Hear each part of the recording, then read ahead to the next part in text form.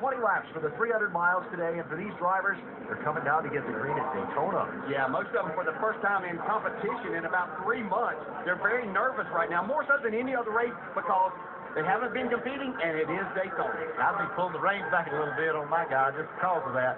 These guys are ready to go. Pace cars off. Time to start the NASCAR Nationwide Series season for 2014. Green flag at Daytona.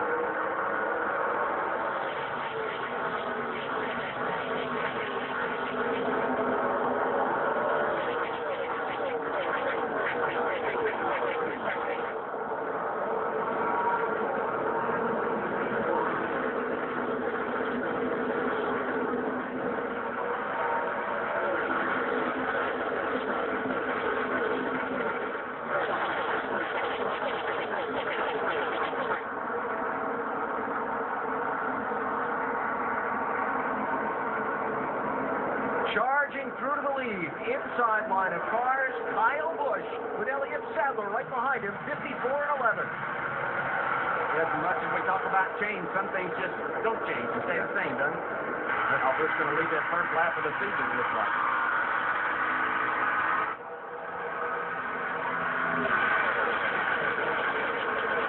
Interesting mix. We talked about up in the top 15, a lot of inexperience and some cars that we don't expect to see up front a lot all day. And some, I know a lot of those drivers are wanting to kind of get out of the way. Sometimes that's harder to get out of the way and let those who want to go forward go on without creating a front. Yeah, it looks like this line has kind of formed on the bottom of the racetrack, and it looks like that's going to be the prevailing line for now. We've seen in the Cup Series it actually be the top lane that seems to be the preferred line.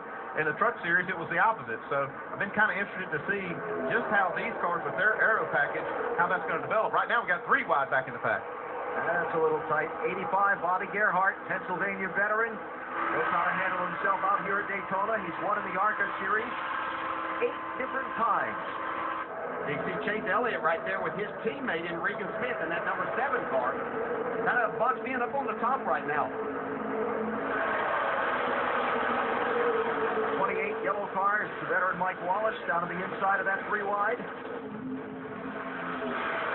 A lot of new colors and numbers and combinations to start this season.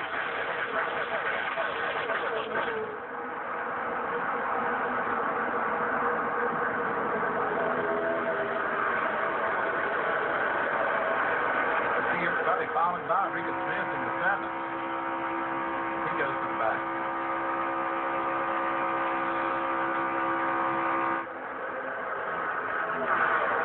Hardest thing in the world for a race driver, so easy for us to discuss, right? But patience. We're only in the very beginnings of a 300-mile race at Daytona in the draft where you can make up some lost time. There's Regan Smith with a good car, kind of caught in traffic, but having the patience to work his way where it settles out and he can cleanly get around the Gerhart car and then start trying to pick up some spots. Now, he's smart enough to know that this part of the race doesn't mean anything, and it can really hurt his season. He's looking at the big picture here, too. Although this is a big race, he knows that he has to have a car in one piece to be able to make any points or have a chance to win this race. Yeah, Steve Jr. give Brad Keselowski a little tap there. I think, speaking of Regan Smith, I think he would have liked to have gone forward, maybe get up there, but he found himself boxed in, and so he just decided to hang out at the back. And we always see him at these restrictor plate tracks up front when it counts.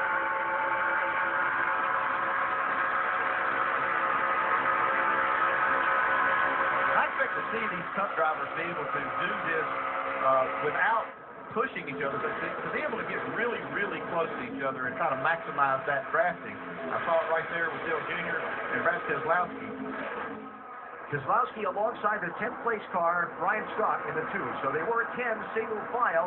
Now Keselowski and Jr., 22 and 88, starting to advance that outside row a little bit. Yeah, I kind of wanted to see, as Andy pointed out, we saw the Cup cars and then the Jules, they went to the top and kind of ran single file there. Last night, the trucks were just the opposite, the bottom, the outside lane. Matter of fact, only twice, and it was with the same truck as Timothy Chickers last night, did that outside line make a run to the front. Now we're seeing Keselowski make a charge here.